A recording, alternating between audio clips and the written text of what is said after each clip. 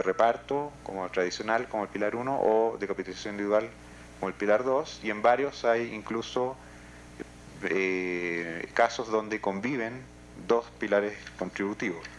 Y si vemos en la siguiente, también hay maneras distintas de ordenar o de organizar esta interacción entre pilar básico y contributivo o entre pilares contributivos, sobre todo en los sistemas mixtos, por ejemplo, donde tenemos Uruguay, Costa Rica y Panamá, donde convive un sistema tradicional de reparto con un sistema de capitalización individual, y ambos se complementan para entregar una pensión, versus países como Perú y Colombia, donde los sistemas compiten, o uno está en el de reparto o uno está en la capitalización individual, pero no puede estar en ambos.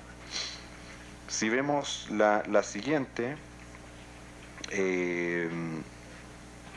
¿qué pasó cuando se introdujo el segundo pilar, que es mucho más reciente, ¿cierto?, en los países de América Latina, desde el año 80 en Chile y desde los 90 ya en México y en otros países? El segundo pilar atacó el problema de sostenibilidad fiscal, logró reducir la deuda con un costo de transición, pero logró reducir la deuda que se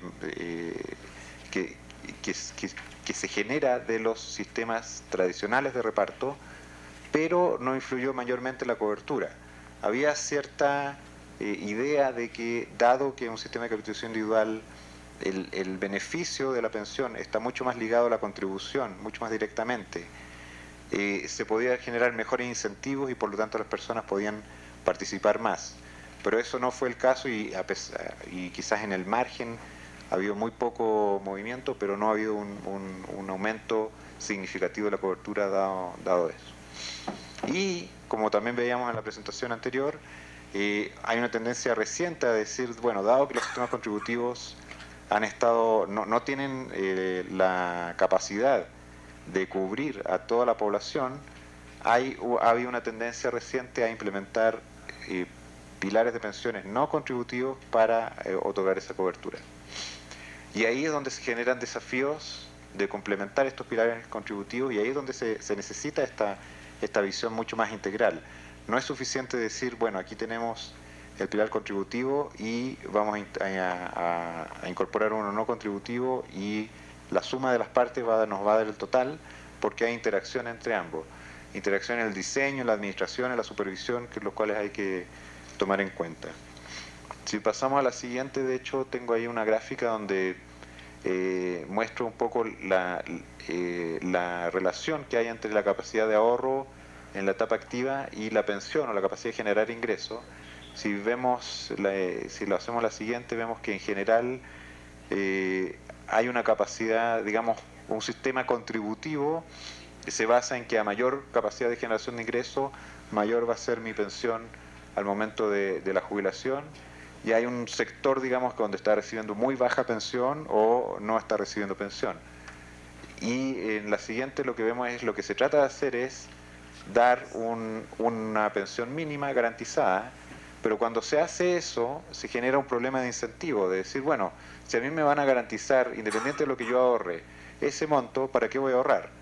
Y está el potencial peligro de disminuir el tamaño del sistema contributivo, sacar a gente del sistema contributivo, fomentar la informalidad, si es que no está bien pensada esta relación. Y eso a la larga también tiene el peligro de que este monto mínimo garantizado, que se pensó que iba a tener un cierto costo fiscal, puede a la larga extenderse por este propio hecho del diseño, que no consideró la interacción entre ambos pilares. Entonces, si vemos la siguiente, creo que va a mostrar eso un poco, que el tamaño de ese pilar no contributivo corre el peligro de ser más grande de lo que nosotros originalmente pensábamos. Y si vemos la siguiente, lo que estamos pensando, digamos, como propuesta, como solución, es que una visión integral es necesaria, pero depende del contexto. Y si clasificamos un contexto por ejemplo, de alta cobertura inicial, si vemos cómo van apareciendo ahí, si hacemos la siguiente, donde el sistema contributivo es grande, necesitamos cubrir un sector de la población más o menos pequeño. ¿Cómo se puede hacer esto? Si lo vemos en la siguiente, con un subsidio, digamos, un monto de pensión subsidiada, que no necesariamente es plano, no necesariamente es un monto mínimo garantizado, sino que tiene cierta interrelación con la pensión que la propia persona es capaz de acumular al momento del retiro. Y de esa manera, digamos, hay un efecto redistributivo porque le estamos dando mayor subsidio a las pensiones más bajas, pero además se mantiene algún grado de incentivos para ahorrar, porque si la persona a medida que aumenta su ahorro, aún aumenta su pensión, no queda en el mismo monto. Y si vemos la siguiente, donde hay una muy baja cobertura inicial, si pasamos al siguiente, eso le llamamos diseño integrado, si vemos donde hay muy baja cobertura inicial, quizás no vale la pena tratar de incluir este subsidio, digamos, o este diseño, porque es complejo, hay que cruzar sistemas de información, porque el monto de la pensión depende el monto del subsidio, digamos, depende de la pensión que la persona ahorra, y quizás lo que vale la pena ahí es tratar de dar un monto mínimo, pero que no esté condicionado a no ahorrar, a no recibir la pensión contributiva, que sea completamente compatible con la pensión contributiva, de nuevo, por el hecho de mantener los incentivos. Entonces ahí a eso le llamamos un beneficio universal, pero compatible con la pensión autofinanciada. La gran desventaja de esto, cierto, es el costo, digamos, hay que financiar eso, pero efectivamente, digamos, es la manera de lograr un beneficio universal. Entonces esas son, digamos, para dejar en el debate algunas ideas de pensar en este diseño integrado que vienen de la realidad que nosotros observamos, de los mercados laborales, de la baja cobertura contributiva y de la interacción que hay entre el sector formal y el informal. Si pasamos a la siguiente, hay ya es entrando dentro del sistema de capitalización individual, una idea un poco más de cambiar el paradigma del administrador de fondos de pensiones, que tiene una implicancia para su rol social, implicancia para la regulación e implicancias para cómo nosotros vemos la competencia y los costos de la administradora. En la siguiente empezamos a ver el tema de la competencia.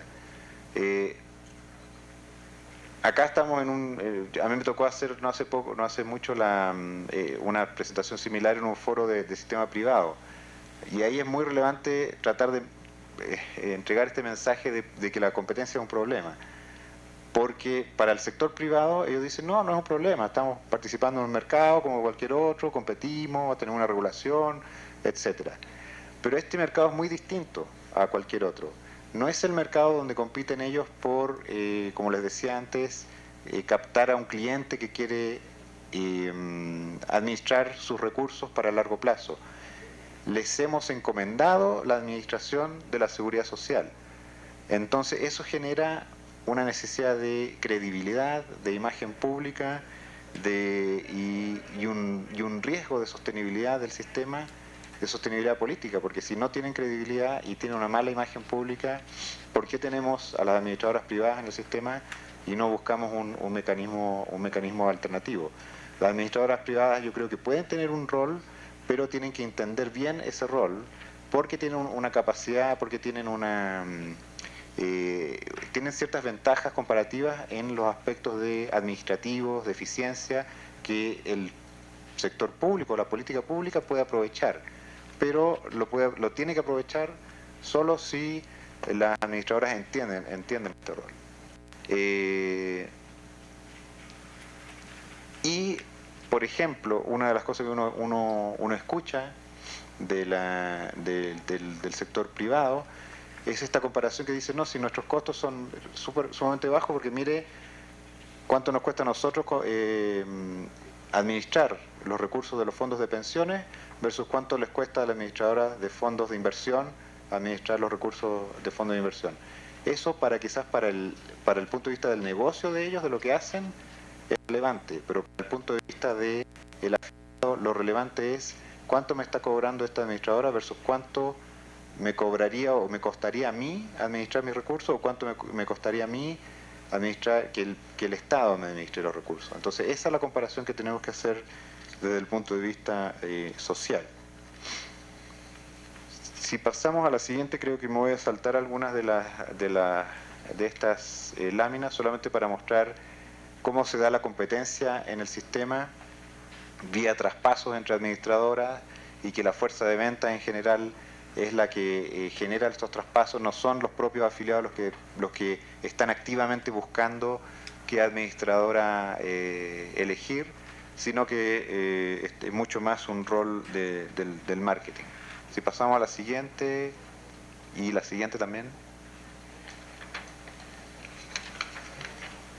Dado cómo se da la competencia en este tipo de mercado, una de las lecciones que hemos tomado de la experiencia y algunas cosas que han introducido Chile y Perú, por ejemplo, es pensar que para disminuir los costos, para hacer mucho más efectiva la competencia en un sistema de capitalización individual, ya no es suficiente pensar en la competencia en el mercado, sino que quizás es necesario pensar en una competencia por el mercado. Es decir, hacer competir a las administradoras por llevarse una masa de afiliados que sea más o menos rentable para ellas para administrar los recursos, porque los afiliados no se van a mover de manera activa y no se van a mover por las razones de precio o incluso de rentabilidad que nosotros quisiéramos. Entonces, dado eso, hay una serie de medidas, sobre todo en el caso de Chile, que se introdujeron en el año 2008, y en particular la idea de a todos los afiliados nuevos que entren al sistema, dado que no han todavía elegido una administradora y todavía no tienen recursos en el sistema, asignarlos por un periodo a la administradora que ofrezca una menor comisión, para así fomentar la competencia y disminuir los precios en el mercado. Y si vemos en la siguiente, esa medida junto a otras que se tomaron, que son la licitación del seguro de invalidez y supervivencia, que es un costo que ya casi era la mitad de los costos de la administradora, pero que no era un sistema o no era un mercado transparente de contratación. Ahora se hizo una licitación centralizada y se separó de la función de la administradora. Se logró en el periodo reducir el costo previsional, y se logró además que aumentaran el número de competidores. Ese era otro problema del mercado, estaba estancado el número de competidores, se habían fusionado muchas empresas y por lo tanto había disminuido la competencia en el mercado.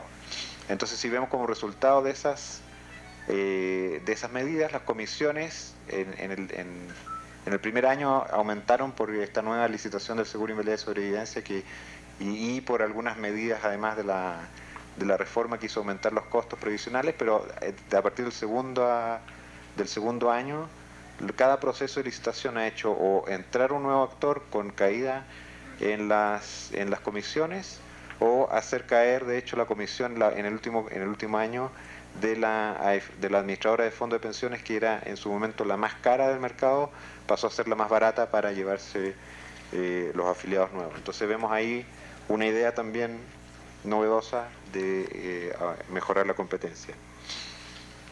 Y otro aspecto que también solamente voy a mencionar es, dentro de esta misma idea de cómo las administradoras deben entender su rol, otro tema que nosotros observamos es que el retorno de los fondos de pensiones ha sido positivo, eso lo observamos en varios países de la región, pero el foco está aún muy puesto en retornos de corto plazo.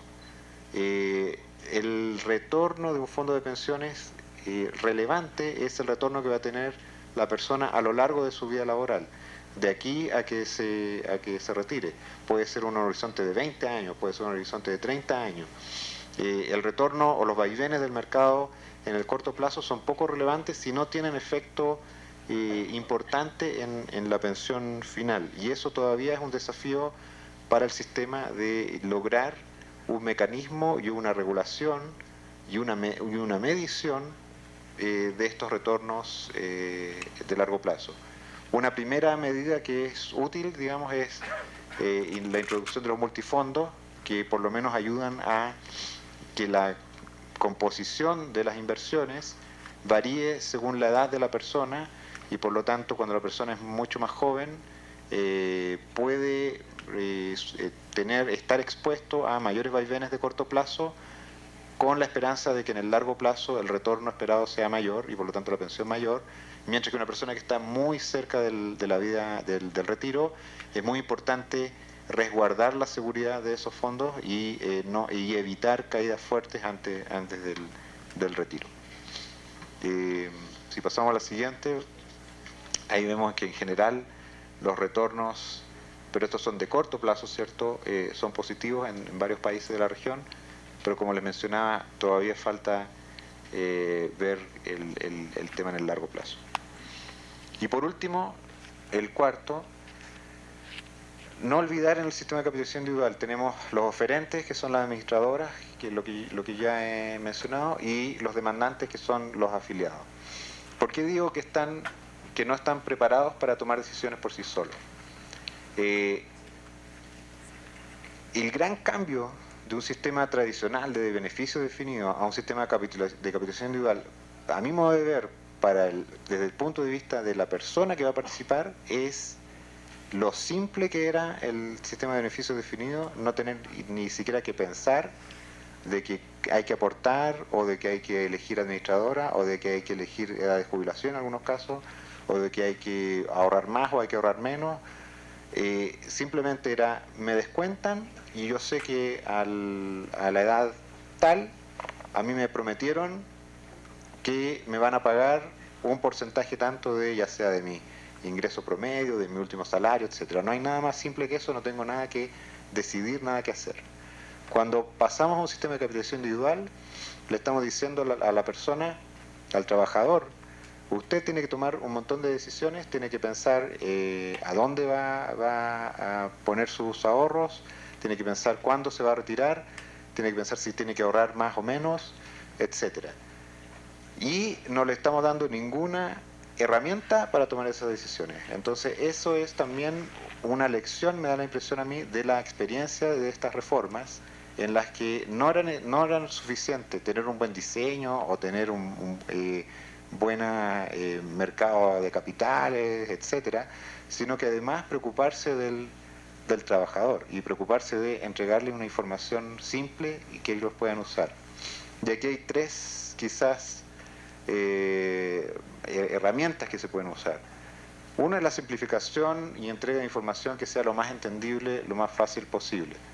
Lo segundo es ya el rol de la educación financiera como programa, como aumentar la capacidad de estas personas de tomar decisiones y también quizás de la asesoría, de tener personas que saben de asesorar a los trabajadores. Y por último, cuando ya nada de eso es suficiente, hay un rol de las opciones por defecto, volver a la simplificación, volver a decir, sí, usted puede tomar decisiones, pero mire, si no hace nada, usted va a estar en este fondo de pensiones, se va a jubilar a esta edad y va a ahorrar esta cantidad.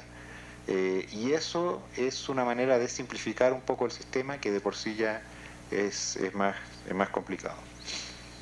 Y si pasamos a la siguiente, solamente tengo algunos ejemplos. Bueno, aquí un poco lo que les estaba mencionando, la siguiente. Algunos ejemplos de medidas que se tomaron para simplificar la información. Una medida que se puede tomar, que si vemos en la siguiente lámina, es pasar de informar solamente el monto del ahorro acumulado, que al final a la persona no le dice mucho, a decirle a la persona, mire, si usted con esto que tiene acumulado, más su historia de ahorro, le podemos proyectar una pensión que, si se cumple en cierto supuesto, vamos a esperar que esa pensión sea de tal monto. Y eso es un poco lo que se hizo en Chile para simplificar la información, donde se le muestra a la persona sus datos, su información, un poco cuánto ha contribuido, y se le muestran dos escenarios. Uno donde no cotiza nunca más y se retira a la edad legal de jubilación, con el monto, digamos, acumulado que tiene hasta ahora, más la rentabilidad que eso va a acumular. Sería su pensión en el escenario 1. Y en el escenario 2, ¿qué pasa si usted cotiza por la misma remuneración todos los meses de aquí a que se jubila? Y esa es su pensión alternativa. Con eso que se puede incentivar a la persona a simplificar la información y también a tomar acción, a decidir, bueno, esto me parece que incluso si cotizo por mi sueldo todos los meses de aquí hasta que me retire, mi pensión va a ser sumamente baja, entonces quiero, ¿qué puedo hacer para mejorarla? Bueno, está la opción del ahorro voluntario, y ahí es donde nosotros hicimos un estudio para evaluar la eficacia de este método, y sí encontramos que hay un efecto positivo significativo en que las personas que reciben esta información son más proclives a hacer ahorro voluntario luego de recibirlo. Esto después ha evolucionado, digamos, esto ya es una cartola física. Si pasamos a la siguiente, ya hay una herramienta en la página web que se puede acceder y que la persona ya puede jugar con los números. No sé si la siguiente lámina, ahí eso muestra un poco un pantallazo de cómo hay un simulador de pensión en la Superintendencia de Pensiones, donde ya las personas pueden también ingresar su información y con una metodología estándar, digamos, calcular su monto de pensión. Hay también en la siguiente un ejemplo de cómo simplificar la información de la volatilidad de cada uno de los fondos, porque además hay multifondos, entonces la persona puede elegir no solo a la administradora, sino que qué tipo de fondo.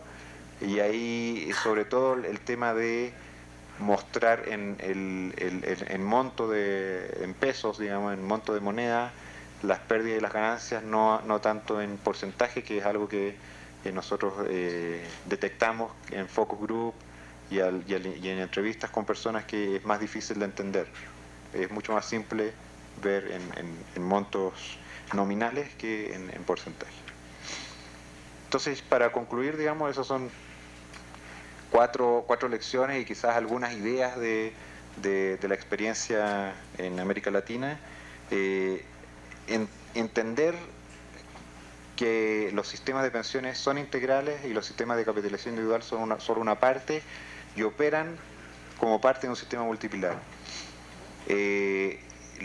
Los logros principales de las reformas que introdujeron este tipo de subsistemas dentro del sistema de pensiones han sido la sostenibilidad y la rentabilidad real de los fondos. Realmente esos son buenas experiencias que se han logrado del sistema de capitalización individual, pero se mantiene todavía pendiente los desafíos de cobertura, de costos, de disminuir los costos y de encontrar una medida de rentabilidad y de retorno y de riesgo que sean relevantes para el sistema de pensiones. La necesidad de reconocer el contexto, la informalidad que observamos, la baja educación previsional y la alta sensibilidad social de estos sistemas. Y lo más importante es quizás pensar en medidas, pero de manera coherente, que tomen en cuenta el horizonte de largo plazo, pero que tomen en cuenta la totalidad de los componentes del sistema de pensiones, y no tratar de mejorar uno u otro aspecto, porque de repente por poner un parche acá se nos levanta se nos hace un problema por otro lado. Entonces esta visión integral creo que es para mí un poco lo que he aprendido de haber estudiado los sistemas de pensiones en la región, y uno de los temas más relevantes como para diseñar políticas que sean efectivas. Así que muchas gracias por la atención y espero seguir en el foro. Gracias.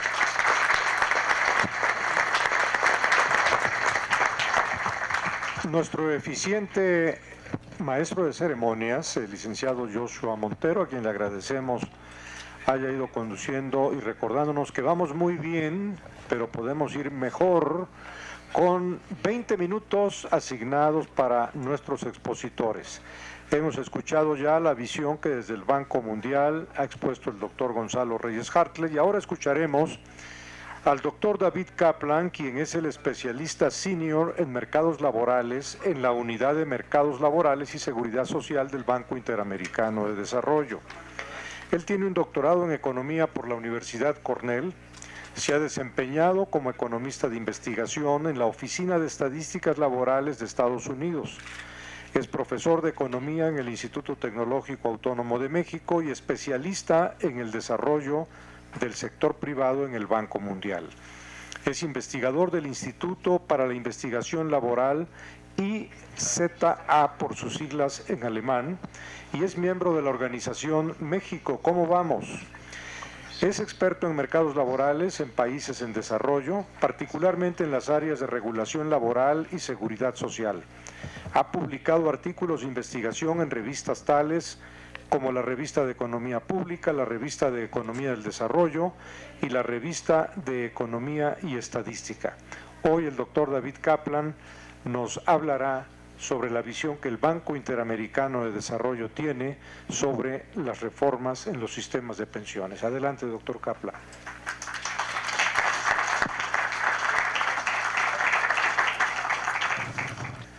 Muy buenos días. Muchas gracias a todos por participar en este foro. Para mí es un privilegio estar con todos ustedes. Muchas gracias al Senado por la invitación. Sí, voy a tratar de ser muy breve. Tengo relativamente pocos puntos, pero espero aportar algo complementario a las dos muy buenas presentaciones que ya hemos visto, además de las presentaciones que están por ver. Así que, bueno, adelante, por favor. La siguiente lámina, por favor.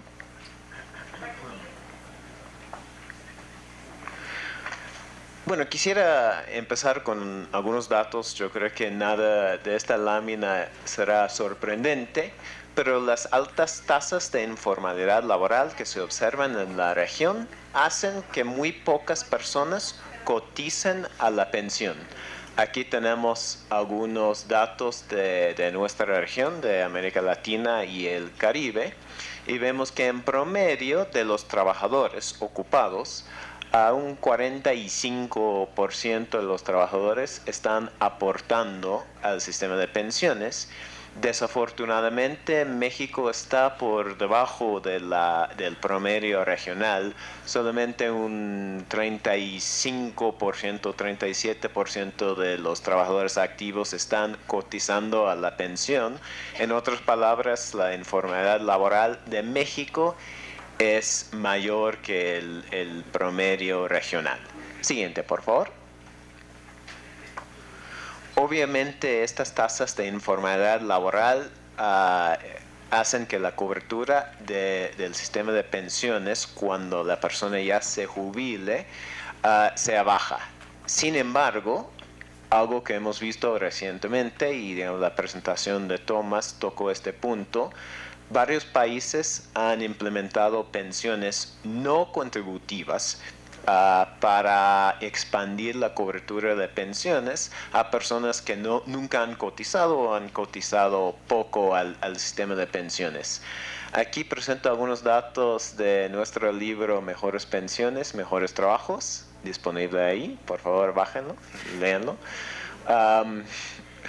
Aquí estoy presentando en varios países el porcentaje de adultos mayores que cuentan con una pensión.